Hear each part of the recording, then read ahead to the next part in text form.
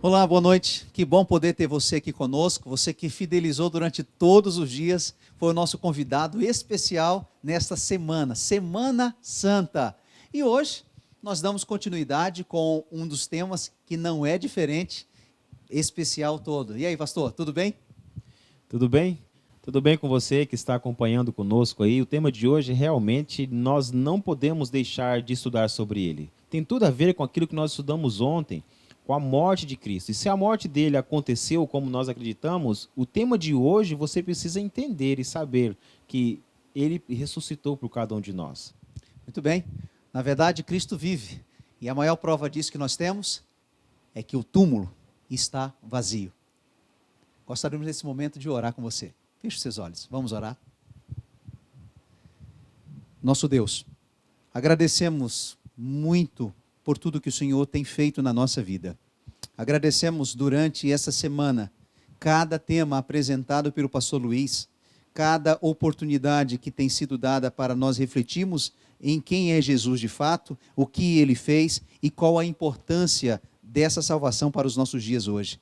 E mais uma vez pedimos a tua bênção sobre o tema que vamos estudar agora e que o Senhor possa nos abençoar ao longo de nossa história de vida, principalmente onde Cristo é convidado para fazer parte a partir de hoje. Nós te agradecemos por este momento, em nome de Jesus. Amém.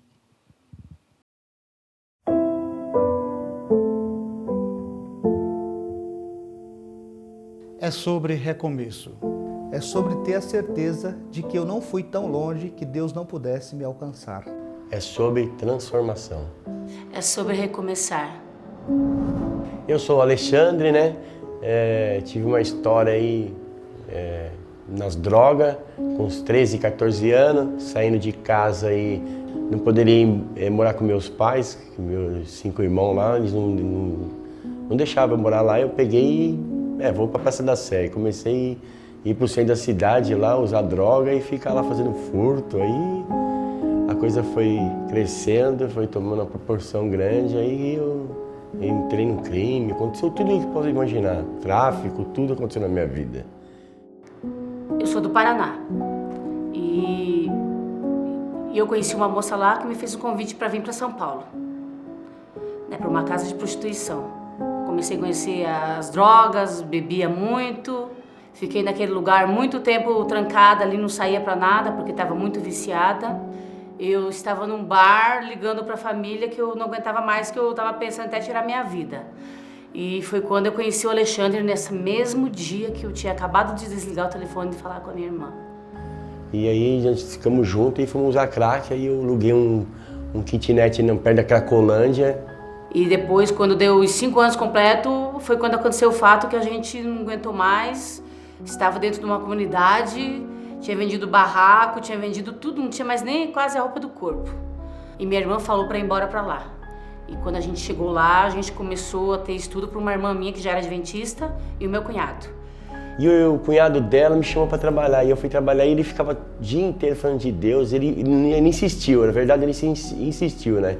Chegou um certo dia que ele falou, vamos lá no culto. Aí eu peguei e falei para ele, ó, eu vou lá para ele parar de encher o saco, que eu não quero ir para a igreja. E quando foi lá que foi o dia que eu tive um encontro com a palavra. 1 Coríntios 3,16, nosso corpo é templo do Espírito Santo, que não joga lixo. Eu falei para ela ainda em casa, ela tá fumando crack, eu falei, vou na igreja, quando eu voltar eu quero fumar. Foi o contrário, quando eu cheguei eu falei, vamos jogar tudo fora. Aí frequentamos a Semana Santa que teve, e na Semana Santa foi ali a entregue. A gente voltou para São Paulo, né? Ficamos 1 ano e 2 meses lá se tratando. Ficando bem, né? A gente trabalhava, tinha nossa casa, tudo. Hoje nós temos uma casa de recuperação que lá nós dá um curso profissionalizante, certificado, o CNPJ da firma, e já coloca eles no trabalho antes de sair da clínica. Eles vão trabalhando fora para alugar uma casa, depois eles vão embora, né? Mas está tudo bem estruturado. E a gente é uma família. A casa deles é de um lado, a gente mora do ladinho. De todas as idades. Tem uns velhinhos que moravam na rua, não tem mais família, ninguém mais quer cuidar. De 80 anos. A gente pegou para cuidar pro resto da vida. E Deus hoje, o que Ele fez na nossa vida, foi a melhor coisa ter aceitado aquele convite. Tudo que nós fazemos hoje é por gratidão. Por isso que a gente quer montar outra casa, porque tá vendo ali, fala assim, você tá alcançando tantas pessoas, né? Então, se aumentar a casa, vai alcançar mais. O ano passado foi 40 batismos, 40 pessoas estruturadas, né? E pessoas que viraram empresário. Tem um que saiu de lá agora e montou uma casa de recuperação adventista também. Amem seus familiares, dê muito valor à sua família. Ouçam quando a sua mãe te falar, não vai por esse caminho. Aconteceu tudo o que aconteceu na minha vida pela minha desobediência, por eu ser muito rebelde. Mas escutem os seus pais, deem valor à vida de vocês. E você pensa que não dá mais, que está tudo perdido, que tudo acabou. Na verdade, se você aceitar Jesus, tudo vai começar. É uma viravolta, Deus fez isso comigo e com ela, do crack, e do álcool, do cigarro, da prostituição. Então Deus vai fazer contigo também. Só basta você entregar a vida para Ele.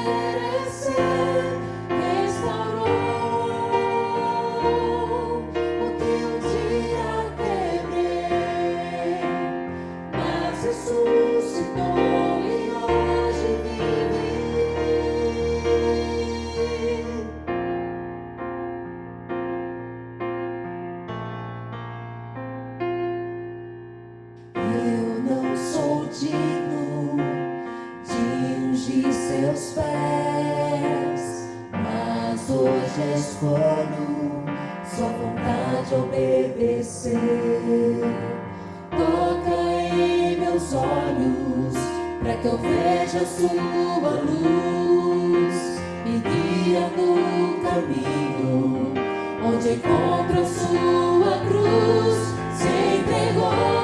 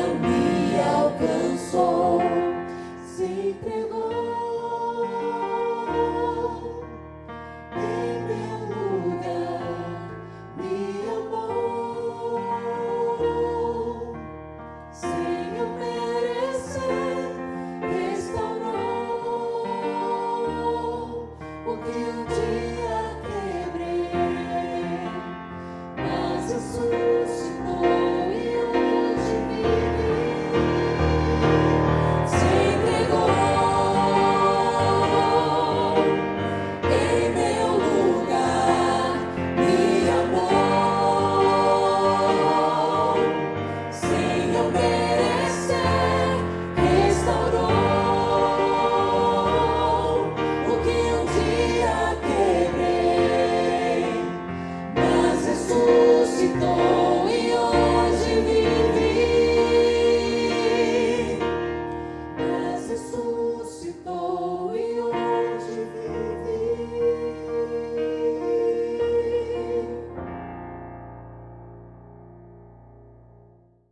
E hoje, com o título O Túmulo Está Vazio, com vocês, pastor Luiz Gonçalves. Olá, tudo bem, meu amigo? Tudo bem, minha amiga? Sejam todos bem-vindos ao programa de hoje, ao tema de hoje. Nós estamos numa semana muito especial, restaurados em Cristo, é a Semana Santa, e eu tenho a alegria de estar com você, participando dessas meditações diárias, com certeza trazendo uma mensagem de reflexão, de crescimento e também de decisão, não é mesmo? Você está gostando? Então faz o seguinte, você tira uma foto, você assistindo essas pregações, tira uma foto, faz uma selfie, você se estiver sozinho ou com um grupo que você se encontra, posta nas redes sociais e marca Adventistas Brasil, @Adventistas Brasil, marca também @Arena do Futuro ou @PR Luiz Gonçalves. Coloca as fotos, divulga, fala o que está acontecendo, conta da sua decisão e partilha conosco desse momento precioso para você e com certeza para todos nós também. Hoje nós vamos falar de um tema muito importante. É o tema que mexe muito com o meu coração. O título é O Túmulo Está Vazio. Esse é o título da mensagem de hoje. E eu convido você a uma oração antes de abrir a Bíblia. Oremos. Senhor, nosso Deus e nosso Pai, muito obrigado por estarmos mais uma vez aqui para essa meditação bíblica. Senhor, que o Espírito Santo nos ilumine, nos abençoe e que essa mensagem possa encontrar um espaço suficiente, maravilhoso, no coração de cada pessoa. Eu entrego essa mulher, este homem, este jovem, esta criança, este adolescente nas tuas mãos. Abençoe esta casa, esta família, em nome de Jesus. Amém. Amém. Que maravilha. É o momento em que nós vamos abrir a palavra de Deus. E eu convido você então a pegar a sua Bíblia e abri-la em João capítulo 20, a partir do versículo 1. E eu vou citando os versos e a gente vai lendo, tá bom? Diz assim: no primeiro dia da semana, Maria Madalena foi ao sepulcro de madrugada, sendo ainda escuro, e viu que a pedra estava removida. Então correu e foi ter com Simão Pedro e com o outro discípulo a quem Jesus amava, que seria João. E disse-lhes: tiraram do sepulcro o Senhor, e não sabemos onde puseram. Saiu, pois, Pedro e o outro discípulo e foram ao sepulcro. Agora vamos pular para o verso 11, que diz assim: Maria, entretanto, permanecia junto à entrada do túmulo, chorando. Enquanto chorava, abaixou-se e olhou para dentro do túmulo, e viu 2 anjos vestidos de branco, sentados onde o corpo de Jesus fora posto, um à cabeceira e o outro aos pés. Então eles lhe perguntaram: mulher, por que choras? E ela lhes respondeu: porque levaram o Senhor e não sei onde o puseram. E tendo dito isto, voltou-se para trás e viu Jesus em pé, mas não reconheceu que era Jesus. Agora verso 15. Perguntou-lhe Jesus: mulher, por que choras? A quem procuras? Ela, supondo ser o jardineiro, respondeu: Senhor, se tu o tiraste, dize-me onde o puseste e eu o levarei. Verso 16. Disse-lhe Jesus: Maria. Ela, voltando-se, lhe disse em hebraico: Raboni, que quer dizer mestre. Verso 17. Recomendou-lhe Jesus: não me detenhas, porque ainda não subi para o meu Pai, mas vai ter com os meus irmãos e dize-lhes, subo para o meu Pai e vosso Pai, para o meu Deus e o vosso Deus. Então saiu Maria Madalena, anunciando aos discípulos, dizendo: vi o Senhor, e contava o que ele lhes dissera estas coisas. Uau! Deus seja louvado, aleluia, glória a Deus por essa história impressionante, não é mesmo?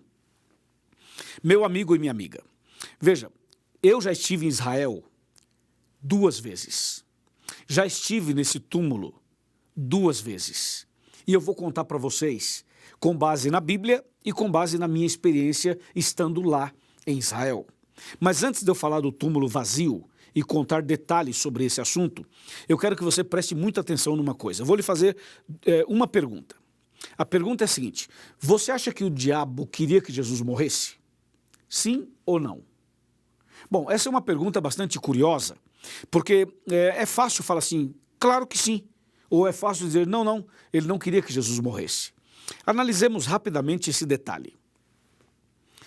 quando Jesus era uma criança recém-nascida aqui na terra, então o diabo usou Herodes para matar as crianças 2 anos para baixo. Está lembrado?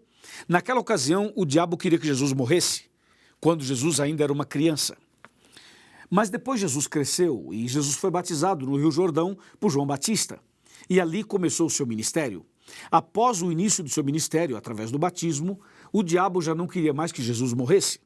Porque a hora que Jesus morresse, o diabo seria derrotado e nós seríamos salvos.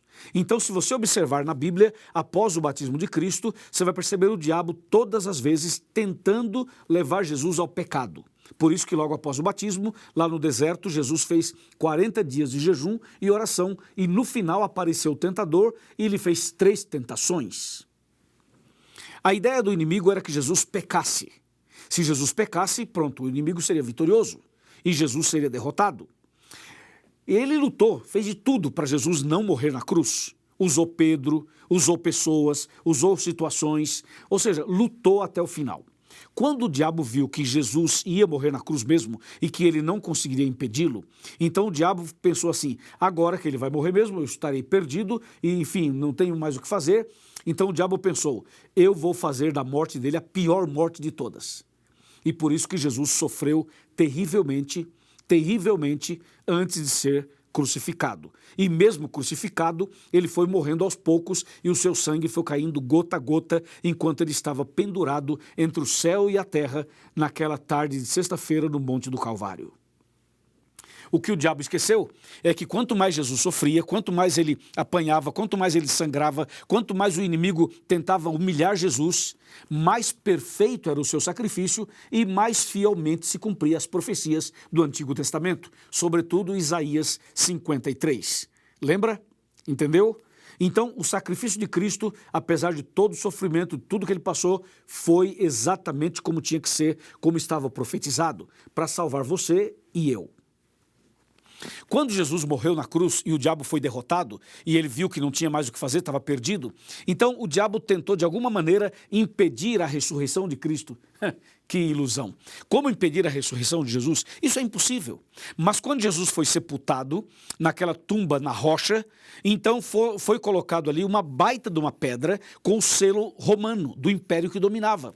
E na porta do túmulo com a pedra, colocaram soldados, vários soldados romanos fortemente armados, para que ninguém roubasse o corpo de Jesus e para que ele não saísse dali. Veja que visão mesquinha, que visão muito fraca, porque quem são os soldados? O que é uma pedra? Quem são as pessoas para impedir a ressurreição de Jesus? Claro, eles não puderam fazê-lo, não é mesmo? Ao 3º dia, então Deus chama Jesus e Jesus ressuscita, ele sai daquela tumba e quando Jesus é chamado pelo Pai e ressuscita, a pedra com o selo romano foi arremessada para bem longe e os soldados desmaiaram impactados com aquela cena da ressurreição. Você pode imaginar uma ressurreição, no caso a de Jesus, que impacto, que impressionante foi. A pedra foi arremessada longe, os soldados caíram desmaiados, Jesus saiu da sepultura, Jesus ressuscitou, aleluia, Deus é grande, Jesus é vencedor como sempre. E então, depois que Jesus ressuscita, o diabo estava totalmente perdido e eu e você estávamos agora salvos em Jesus. Jesus nos salvou quando morreu e quando ressuscitou. Não é verdade? Agora veja, depois que Jesus saiu da sepultura, então foram até lá Pedro, João e Maria Madalena. Então, Pedro e João chegaram, olharam, viram o túmulo vazio, um olhou, o outro observou, o outro olhou lá dentro, enfim, mas a Maria Madalena chegou, ficou por ali, os dois saíram, ela ficou sozinha, ela não queria sair dali sem saber detalhes. A Maria permaneceu ali, a Maria Madalena. Ela que tinha sido perdoada, resgatada, abençoada por Jesus, ela que tinha essa gratidão no coração, os outros também tinham, mas Maria teve uma história bem diferente e ali ela permaneceu para ver, para saber detalhes. De repente ela olha e vê 2 anjos lá dentro. E os anjos dizem assim, ele não está aqui, ele ressuscitou. Daqui a pouco ela olha e vê uma outra pessoa e ela pensava que era o jardineiro, mas não era, era Jesus. E Jesus fala, mulher, você está procurando quem? Mas mulher não é nome de ninguém. Então ele falou assim, mulher. A Maria falou assim, olha, eu estou procurando o meu Salvador, se você viu o que aconteceu com ele, se alguém pegou, o que aconteceu, me fala que eu vou até lá, porque eu quero cuidar do corpo dele, disse Maria. Em seguida, aquele homem que ela pensava ser o jardineiro, disse assim, Maria. E quando ele falou Maria, aí ela logo reconheceu a voz, olhou e disse, Rabone, mestre, meu Salvador, meu querido Jesus. E ela correu para abraçar Jesus. E Jesus falou assim, não me toques porque ainda não subi ao Pai. Não me detenhas porque ainda não subi ao Pai. Que cena, que ressurreição, que história, que impressionante, não é mesmo? A ressurreição de Jesus é a garantia da nossa ressurreição. Toda pessoa que morre em Cristo vai ressuscitar no dia da volta dele. Toda pessoa que descansa o sono da morte, mas firme na fé, fiel a Jesus, pode ficar bem tranquilo, porque quem morre em Cristo está descansando e na manhã da ressurreição, Jesus vai tirar essa pessoa da sepultura e vai trazê-la de volta à vida e vai levá-la para o reino dos céus.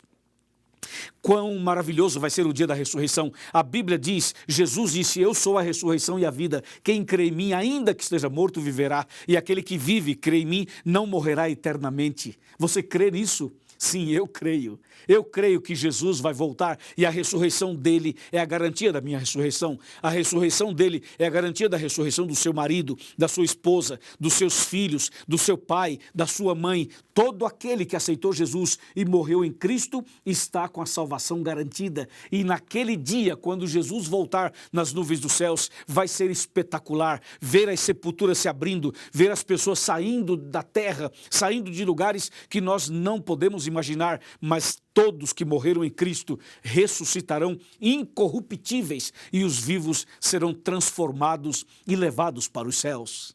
Oh, que dia maravilhoso! Eu anseio por esse dia, eu espero por esse dia, eu creio na volta de Cristo.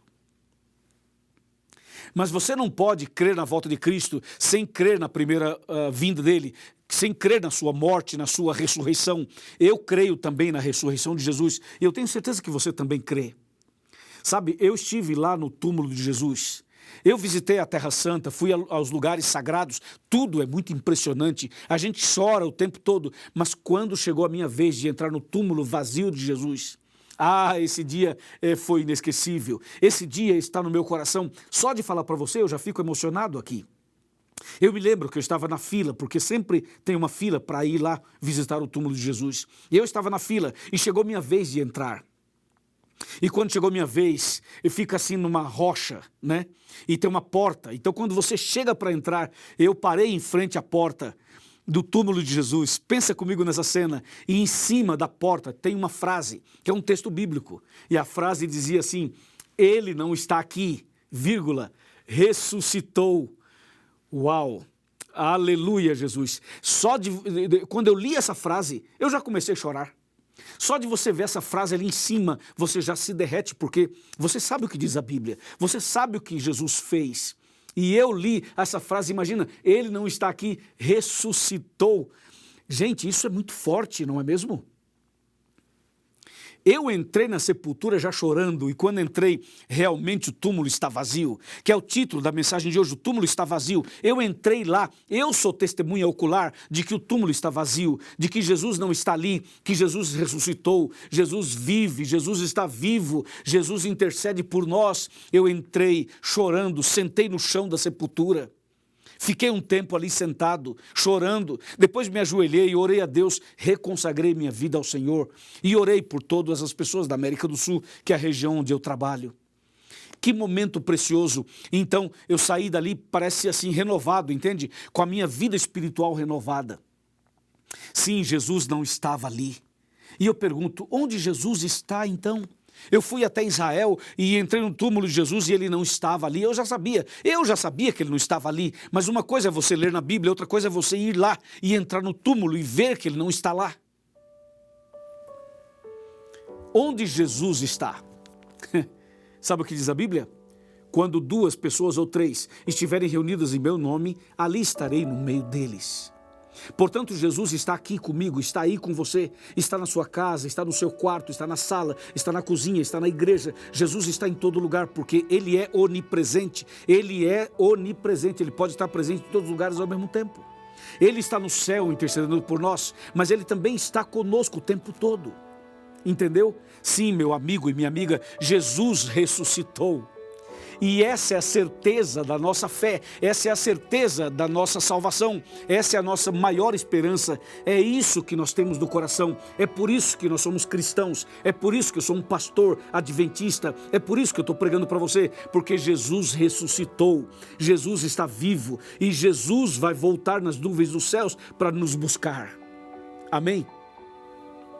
Sim, hoje eu quero convidar você a abrir seu coração, entregar sua vida para Jesus, para esse Jesus vitorioso. Ele venceu lá no céu quando começou o conflito, ele venceu no Éden, quando o diabo tentou Adão e Eva, ele venceu no deserto, ele venceu durante todo o Velho Testamento, ele venceu quando nasceu da Virgem Maria, ele venceu durante toda a sua vida aqui na terra, ele venceu no batismo, venceu na tentação no deserto, venceu cada tentação do inimigo, ele venceu no Getsemane, ele venceu na hora que estava diante de Pôncio Pilatos, ele venceu quando carregava a cruz, ele venceu quando sangrava, ele venceu quando colocaram uma coroa de espinhos na cabeça dele, ele venceu quando bateram nele, ele venceu quando caiu sob o peso da cruz e quando levantou, ele venceu quando foi pregado no madeiro, ele venceu quando foi exposto ao ridículo, pendurado entre os céus e a terra, sangrando e gritando, Eli, Eli, lema sabachthani. Ele venceu. E ele venceu quando foi sepultado naquela tumba. E ele venceu.